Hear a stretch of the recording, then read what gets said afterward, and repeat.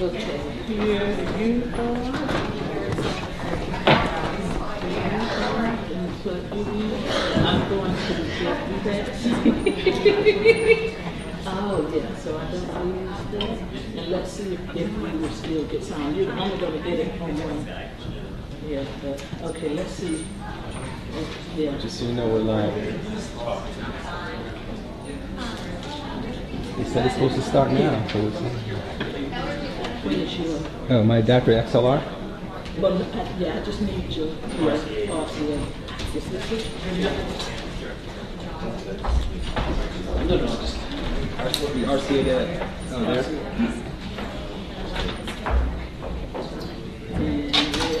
Yeah, just because we're just doing one. So we each get a channel? Yeah, and let's see how this works. Can you go and speak to Yeah.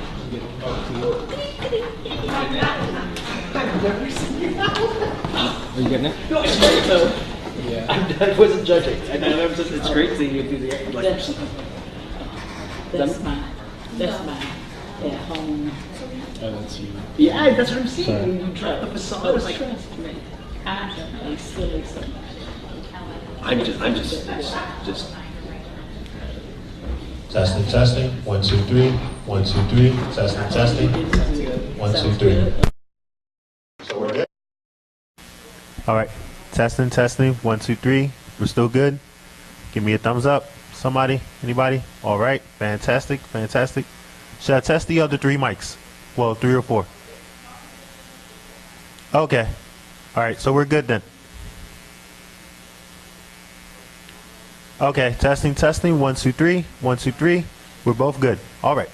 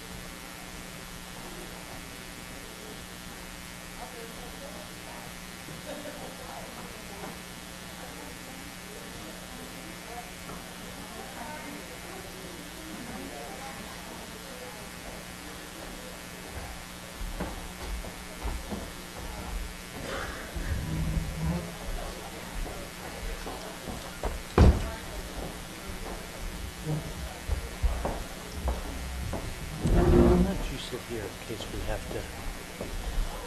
You and I really help more than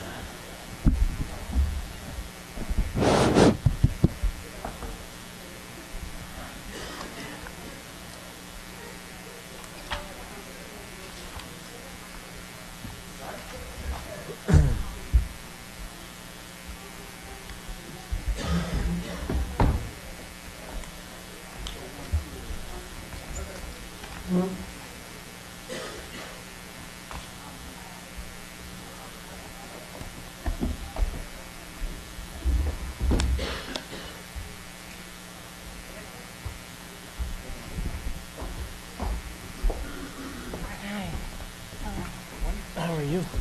Good, good.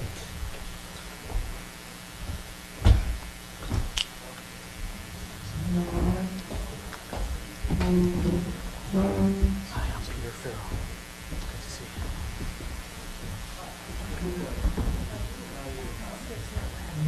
Nice to get on Peter Farrell.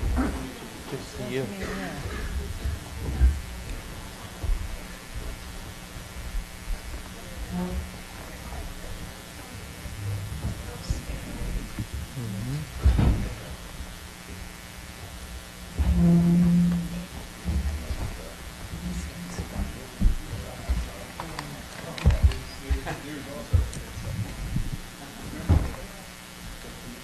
Let me see that background information on them again. Sarah Bradley from the house. Nice to meet you. Are you from Chicago? I am. I'm Peter Farrell. Hi, nice to meet you. Nice to see you. Thanks for having us.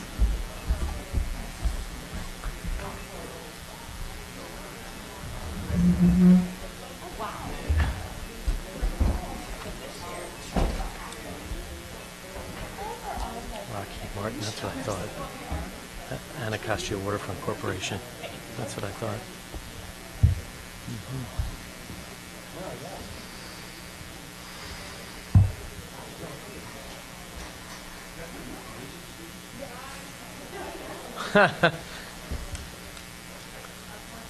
The countdown to when it starts.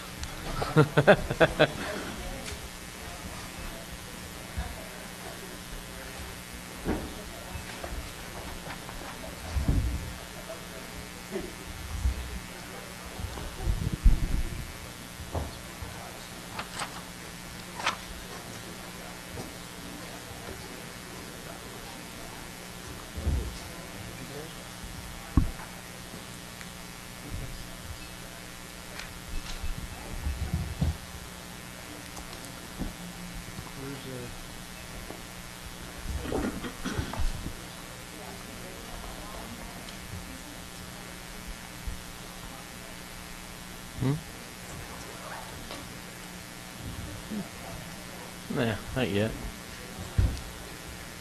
But I'm sure we will be. In the seat. Good news is almost everybody out here is as desperate as we are.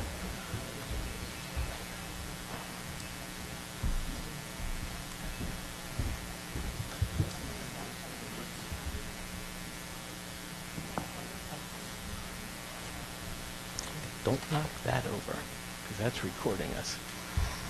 They've heard everything we said. Including me whispering that they heard everything we said.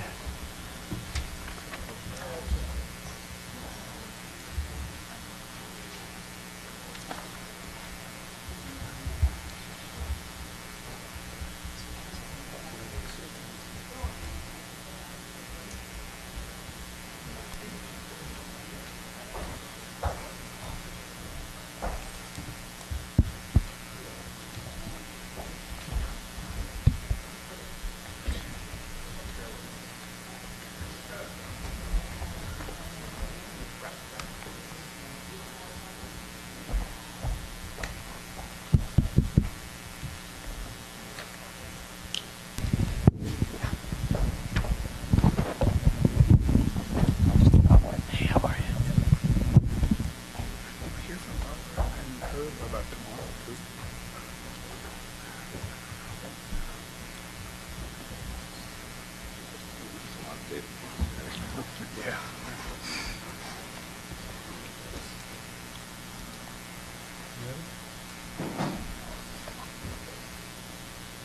Good evening.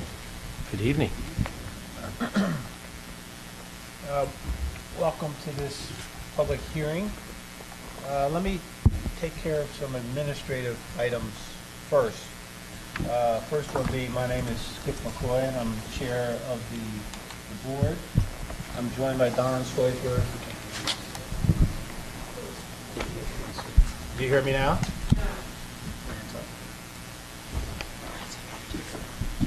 Hello? My name is Skip McCoy. I'm chair of the Public Charter School Board, joined by my colleagues Don Soifer, Darren Woodruff, and Sarah Mead, and Scott Pearson, who's the executive director.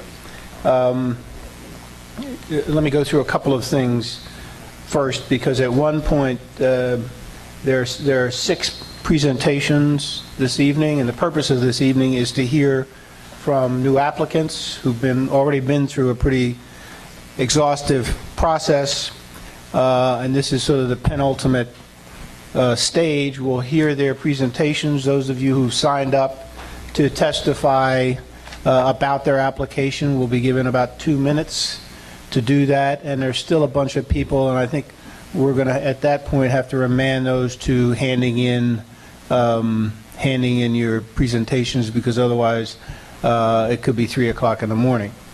So the process is going to be as follows. I will ask each applicant to introduce their panel. Then they'll have 5 minutes to make a summary sort of presentation. As I say, we've already received their extensive applications. They've already been interviewed. So this is really just another iteration.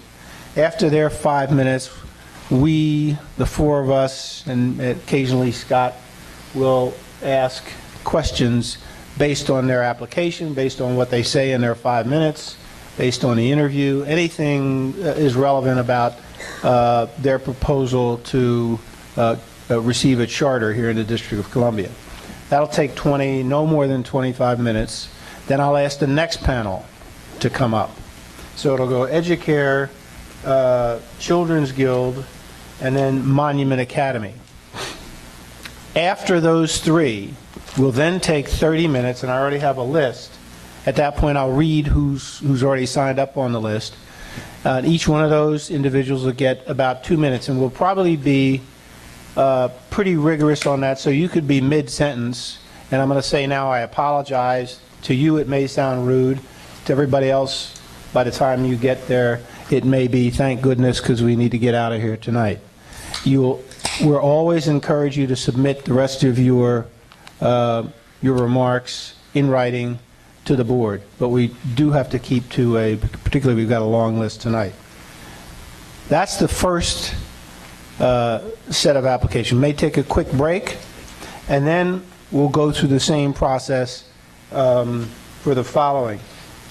Washington Global, One World, and Washington Leadership Academy. So each one of them, again, will introduce. They will get 5 minutes, and then we'll have about a 20-25 minute set of questions. All 3 will make their presentations, and then we have another list of public witnesses. And then after that, let's see how much time, what the hour is,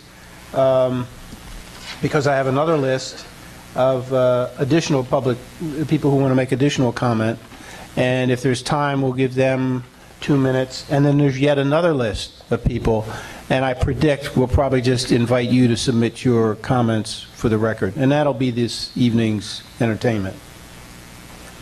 So if we're ready to go, Educare, if you'd introduce yourselves, and then we'll give you about 5 minutes. Thank you very much. I'm Peter Farrell. I'm here in Washington, D.C., and I am a founding board member of the Educare D.C. Public Charter School Board. I'm joined tonight by my colleague, Sarah Bradley, who is the Chief Operating Officer of Ounce of Prevention, and Dawn Smith, who is the Master Teacher at Educare D.C. Educare DC is currently an early childhood program that provides high-quality services to children ages 0 through 5 and their families. We have applied to convert our pre-K program to a charter school.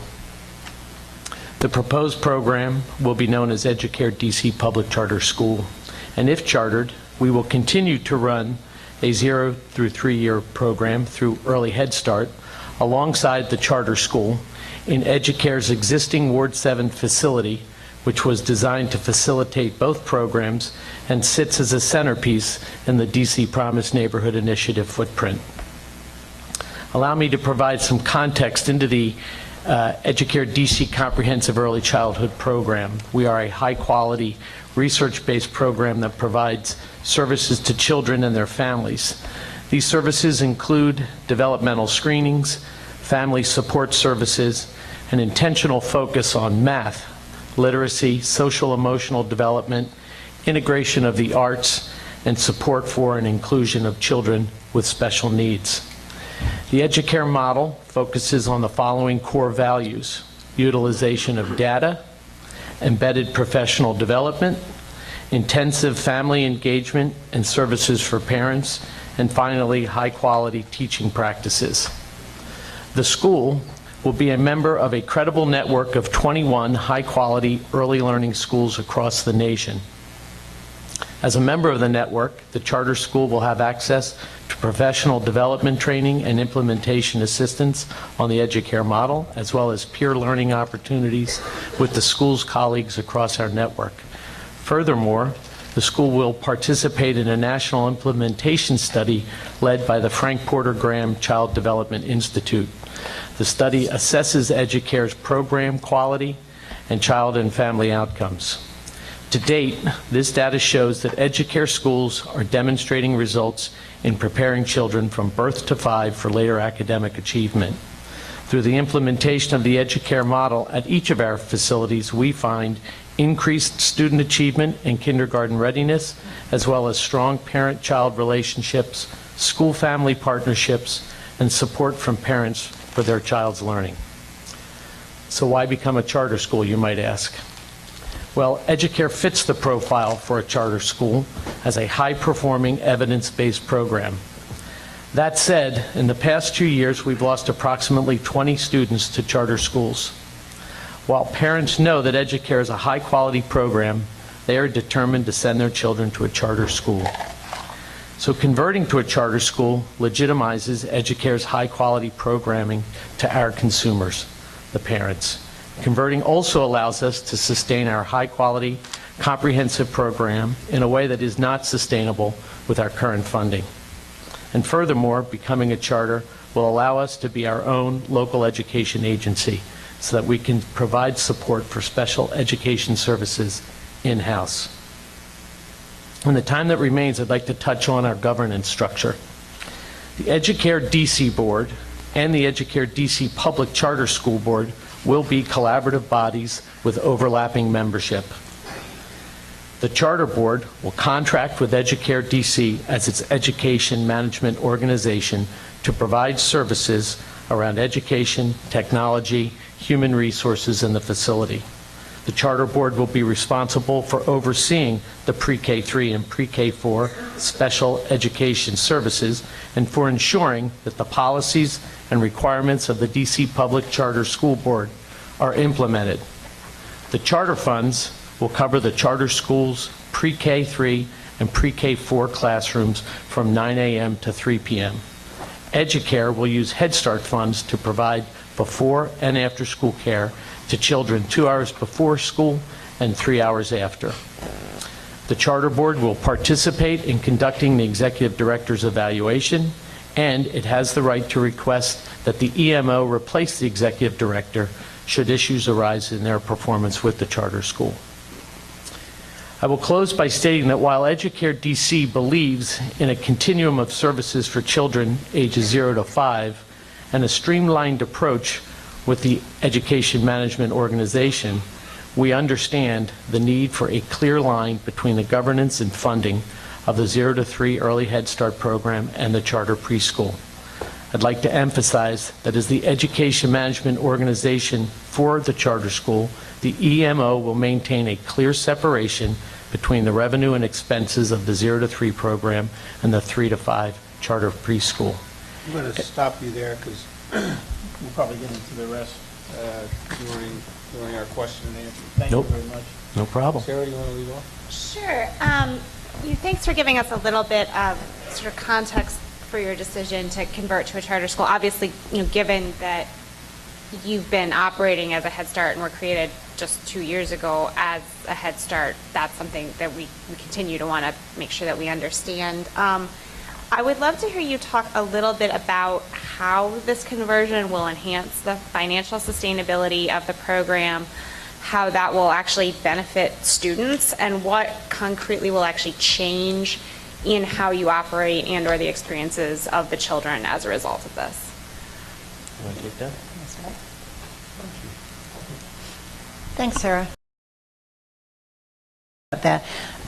The program, as you mentioned, and as Peter mentioned, has been operating for a couple of years. We've in fact been ramping up over the last few years, enrolling students birth to 5. The program itself has been funded for the last 2 years by Head Start, Early Head Start, Child Care, and private philanthropies, both from funders that pooled their assets to fund the development of the building and the building of the building, as well as to support the operations of the building.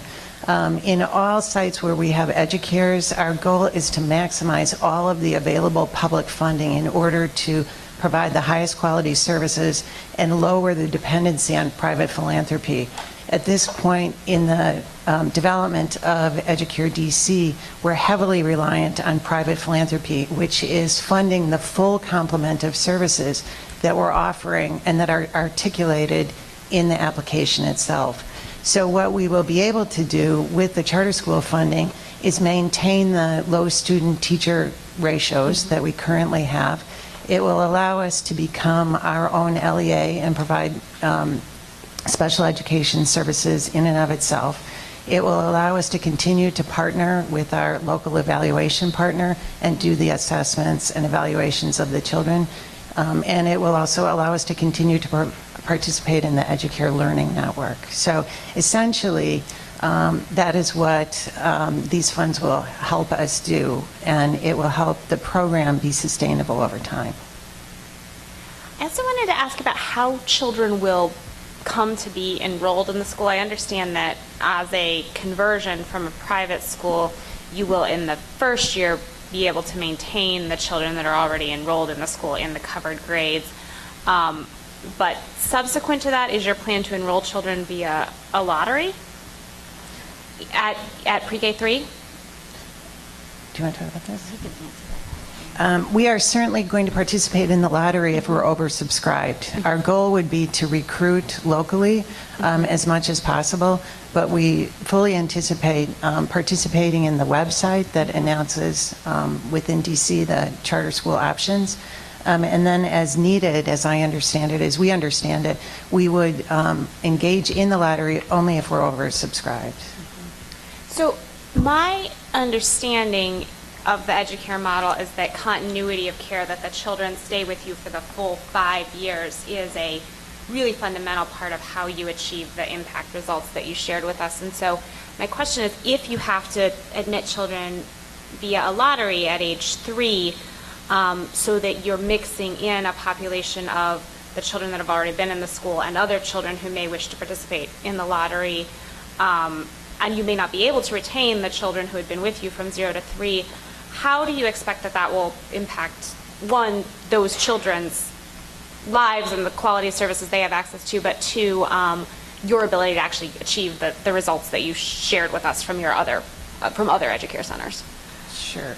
Don, do you want to take that? Good evening. I hope I'm going to answer this question correctly. If not, please rephrase it. So we do have the continuity of care model. So the expectation is that the children would be with us for the first 5 years. And if we have the gap that you're referring to with the enrollment, we are a year-round program, so we're recruiting year-round for children to fill those slots. I think I was asking about if you have more applicants and therefore the pool of children you enroll in pre-K 3 looks substantially different from the pool of children who are leaving, the children who were served as infants and toddlers. So let me see if I understand the question, or I might be able to respond. What is true in all of the Educares is that it's never the case that 100% of the infants stay all 5 years, or the 100% of each of the classes, because life circumstances change for parents. So we're constantly enrolling. Our results show that regardless of the number of years, we have positive outcomes. So even if a child is in an EduCare program for 1 year, you can see that there's been change. And so I think the question is, as I'm hearing you ask it, what would chartering the pre-K 3 and pre-K 4 do to the national results of the EduCare model, or to the specific outcomes that we could expect from children Would we be able in to expect DC? the same results from Yeah. your school as nationally if you have, that break for more children at age 3? Yeah. That was my question. Yeah, and the answer is yes. We would expect to have the same, very similar outcomes to other educators around the country, because their enrollment changes in the way that ours would be changing as well. So do you expect you'd need to adjust the curriculum or instructional approaches at all, given the potential of more transition at age 3, or not? I would say that we would use our data to determine if we needed to make those modifications, because we are a data-driven organization, so we would use the data that speaks to the student outcomes in the classroom to see if we needed to make those modifications. I also wanted to ask about the relationship between the variety of entities involved here. I appreciated you sort of laying out some of that structure up front. A couple questions I had. One is really about this ED role being split between the two organizations and the two boards, and would love to hear just a little bit more about how that individual would actually experience accountability. What happens if there are, differing priorities between the two boards, or, choices that need to be made that might have different impacts on different pieces of the program. Sure. So EduCare DC is our EMO, and both boards will have that organization answering to it. The executive director will answer to the EMO, and then we, as a board of the charter school, will have the responsibility for ensuring that we're compliant with all of the aspects of being a public charter school board, and happy with the results that the staff and the executive director are performing on our behalf, and have the ability through our agreement with them, as you saw in our submittal, to change that if necessary. Also, the EduCare DC board, in considering this option and whether it was really a good option for EduCare DC, thought a lot about where some of the potential conflicts may arise, and really spent some time thinking about what happens if the charter school might require a curriculum change that may not be consonant with the EduCare school model or the Birth to 3 model. What happens if there is some, if the executive director needs to spend more time on one side of the house versus the other side of the house? How might that get balanced with the school director, since we will have two different leaders? It's also our intention to build out the board of the public charter school board to be more reflective of the community that's most directly impacted by the activities that are happening within those classes. Now, as a Head Start delegate, do you currently have a parent committee for your center? Do you have a policy council also? And what would the role of those entities be in governance of the school? That's a good question. We would continue to be a Head Start and Early Head Start delegate, currently of the United Planning Organization, and we would envision that the parent committee as well as the policy council would continue to be very active and interface with both boards, with both governing boards. And do you anticipate that the individuals from those entities might potentially become parent members of the charter school board? It's possible. Okay. Yeah. And then I did also want to ask about the relationship with UPO. I understand that you're a delegate, but I also understand that they provide some back office services for you currently, and wanted to ask about how that relationship will look under the EMO structure, and what the specific accountability, and who ultimately they'll be accountable to, given that there will be an additional set of financial accountabilities now. Sure. EduCare DC currently contracts with the UPO CDC to provide the back office services, as you mentioned, Sarah.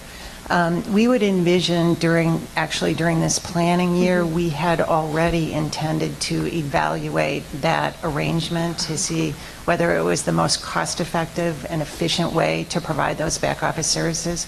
So we would expect in the planning year to do that evaluation to assess whether we should take those services in-house or whether we should approach some of the other entities that we do know provide back office services as well. So that we would continue to use UPO as we will for the next year to provide the HR, administrative, and IT and fiscal services that they provide now while we're doing that evaluation. So I don't want to prejudge where we might be going, but it's a question that's on the table. Now, we've been very happy with UPO CDC. I think we let you know in the application that we've had clean audits, that they've been very timely, are producing fiscal reports for Educare DC in a timely way. We are happy with the HR services that they're offering as well. So our intent to evaluate those services is not a reflection of dissatisfaction with the UPO CDC, but really thinking about is this the best way to go in the event we are to receive a charter, or not. As I said, we were planning to do that anyway.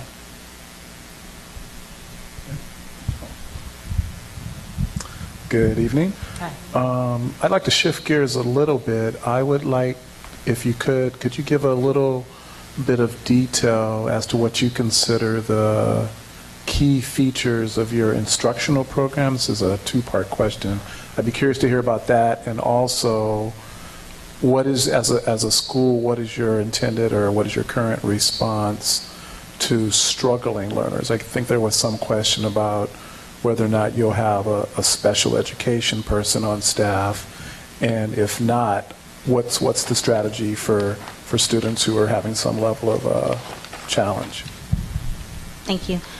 So I'd like to first start, if you don't mind, with the special ed question. Sure. So that was an oversight in the application, and so our thinking for that framework is follows. So we would hire a full-time SPED coordinator. We would have a school psychologist, a speech pathologist, occupational therapist, and a physical therapist, and those positions would be contracted. This would also allow us to do more streamlining services for the families and working to make sure that we're meeting the needs of our children in the classrooms. Okay. When you said about the key feature of the instructional program, do you want me to speak to the curriculum, or what would you? Yeah, I'm curious just to hear, what do you, as a school, again, what do you consider major learning milestones for your 3-year-olds and 4-year-olds? And so what would you emphasize as part of your program to accomplish those milestones? Well, one of the key features of the Educare model is that we have the 3:17 ratio in the classrooms. And with the third person in the classroom, it allows us to do differentiated instruction and small group instruction for children that's most needed across the spectrum, but primarily within the early childhood spectrum. That allows us to focus on social emotional development, making sure that the students are coming in being self-regulated, learning how to problem solve. We also want children to be excited about learning. We want them to explore learning and their natural curiosity. So we want to have them as lifelong thinkers. And so we do that by using the creative curriculum, which is a starting point to helping teachers to follow the child's lead. When we get our data results, if we find that our area of concern is in an area, we make those adjustments immediately. So we're responsive based on what our data is showing. But we really want children to be excited about learning. We want children to show children how we think and teach, and how learning is a continuous model. Can you, just to drill down a little bit more on that, can you speak to what specifically you're looking in terms of student achievements or accomplishments or growth in?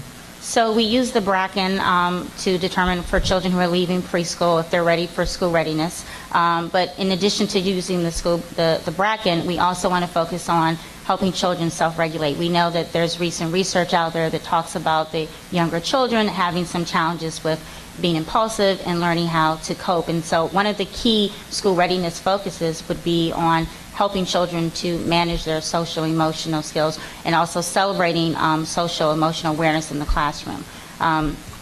In addition to learning letters and numbers, children need a rich vocabulary. Children need to be able to problem solve. So again, teaching them across the curriculum and teaching them that math is not just in isolation, but it's connected to other subject matters that you might be learning about. And certainly, one of the things that I know I'm, as one board member, very excited about organizations like yours applying is that we clearly have a strong need here in the district for schools to work with kids as early as possible, because we have students from a range of backgrounds, economic situations, all of that, many of whom come to school not at the level of readiness, yes, as you said, that we'd like to see them at. Yes. So what do you do when you encounter those types of students?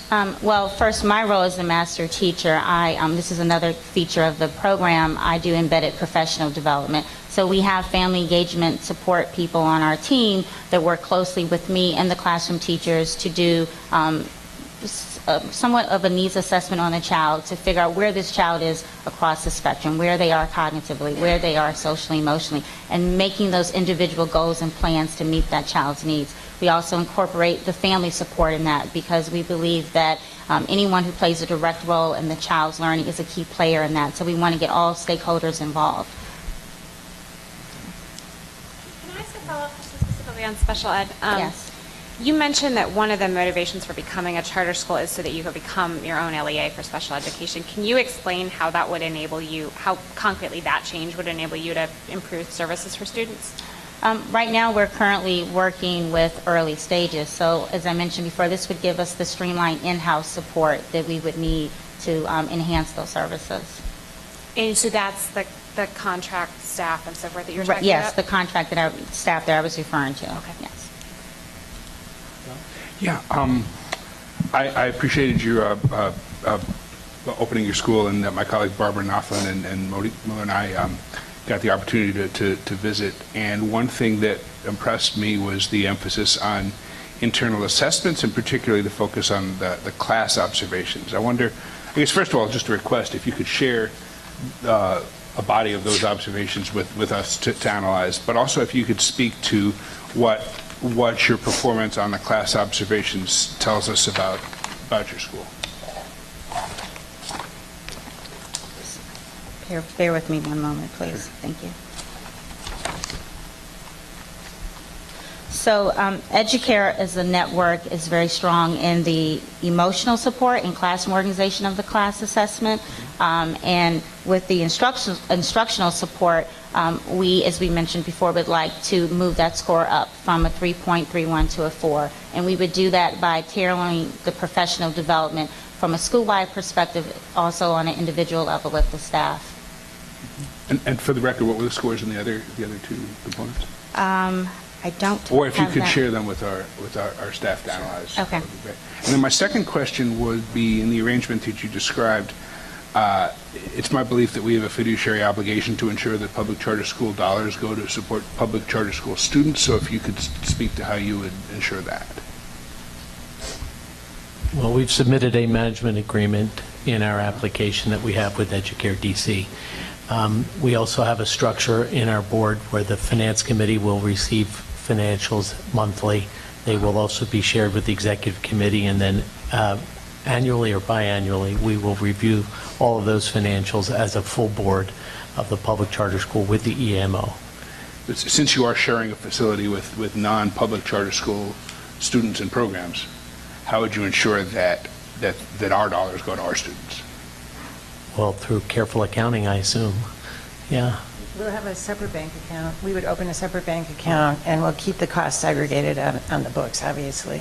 So UPO would essentially, the CDC would keep two sets of books, one for the charter school, public charter school, and one for what we're calling Educare DC. And we said in our interview with the charter school board staff that we're more than willing to make any financial statements for Educare DC open and transparent as possible to the board and others that want them to. I wasn't quite sure what you were solving for. No, thank you. Yes. Is that what you were doing? Audited financials for both Educare DC and the EMO and the Educare DC Public Charter School Board have been volunteered to be submitted annually to you all. Thanks. I have just a couple.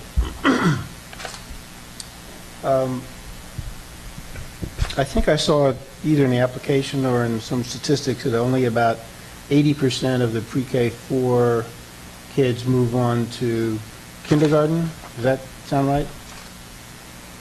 So 20% don't. I think that may have been. I believe that was misinterpreted, that data. So if you could please rephrase that question, just so I can. Well, what I'm getting at is, and I think Peter alluded to this, what's the success, the rate of kids moving on from Educare going directly to kindergarten? That's from your pre-K 4 class. So we have all of our children who are eligible for kindergarten move on to kindergarten. If the question is, do we retain children, that answer would be no. We don't retain children or prevent them from going to kindergarten. Currently this year we have 30 students who will be transitioning over to various kindergarten programs. Okay. And this one's a ticklish one, but I think I need to ask it. The Educare has been in the Promise neighborhood for what, 2.5, 3 years? Yes. And it was, I think it's fair to say it was a rocky start. You may not think that, but I think a lot of observers were surprised at the fact that the start was not smooth, and that there's a differentiation between the success of recruiting infants and toddlers and pre-K 3 and pre-K 4. If that's a fair characterization, what have you all learned from that experience that can be applied to the charter school? Because I think I disagree a little bit with Peter's assertion that that parents sort of naturally think that there's something advantageous about charters. I mean, you came into town with a phenomenal national rep, as good as any other here. So I don't think there's any magic, non-financial magic, about switching from, a private institution to a charter. So I really want a little more explanation of what it is you think you're gaining by switching to a charter, and what you learned from the first 3 years that might help, if you do get the charter, get off to a really great start. Sure. So I happen to sit on the board of the DC Promise Neighborhood Initiative and have been around since its inception, when we were a working task force, until now when we're a full-blown independent 501c organization. I think a rocky road, the entire Promise Neighborhood experience for that organization, as well as for all the education facilities in the footprint. It was a highly tense time when we were going through the process of becoming a Promise neighborhood. I would say that the stability in all of the schools has now contributed to relief of some of that tension. We see better test scores happening at Neville Thomas. We see improvements happening at Cesar Chavez, and we see better results and very good results at Educare. There's a principals council that is now robust and meeting frequently. We have new direction and more stability within the DC Promise Neighborhood executive team, and we've built out a footprint now, some 23, 24 employees, specialists that are finally getting data, doing better surveys, and improving the measurements of the success of the various institutions and coordinating them better. So I think overall the experience in the footprint is better, and we will benefit from that.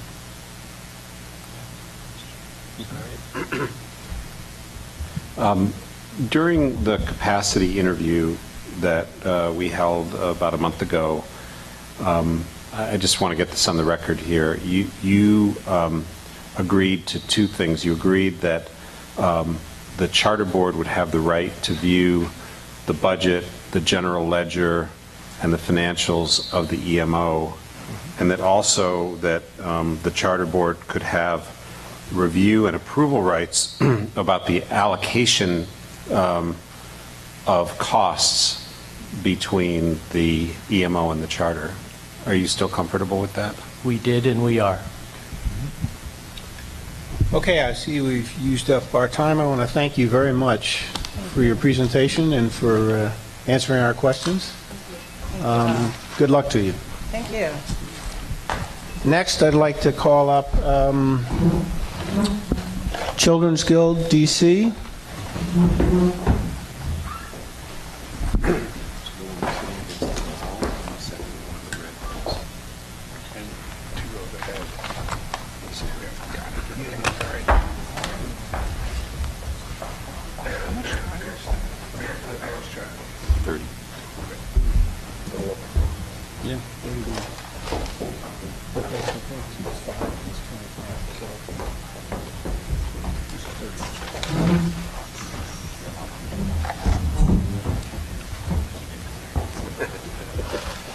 I'd ask you to, like the former group, introduce yourselves and then launch right into a 5-minute, if you need 5 minutes, summary.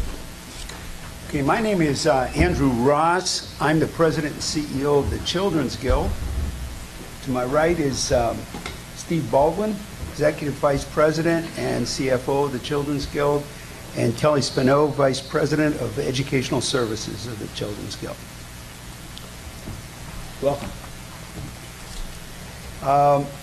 As an overview to our program, I would say I think it's important to take a look at our history.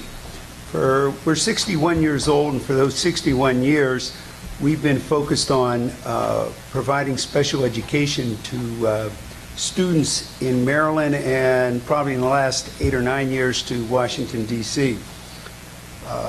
Of those 60 years, we were very, very successful in serving all types of educational disabilities and emotional disabilities.